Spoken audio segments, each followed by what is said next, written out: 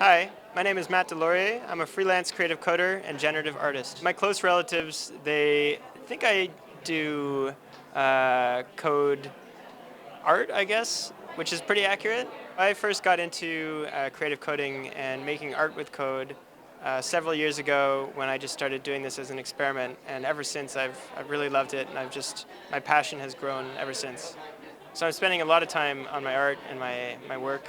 It's really my full-time job is just to be an artist and create this kind of work with code. So moving to London in the UK has been really great. I love the community of creative and coding and art, but I do really miss friends and family back home in Toronto. Pure imagination is kind of like this dream world where shapes are really weird and colors are very bright. One of my favorite FITC moments was my first talk with a colleague of mine, Miko Apuya, and we went up on stage and did a talk together about open source, and it was really fun. I don't really know where I'll be in 10 years, but hopefully I'll still be coding and still be doing art and working with computers. One of the biggest challenges was doing a light installation, my first light installation in Toronto, in Ontario Place Park.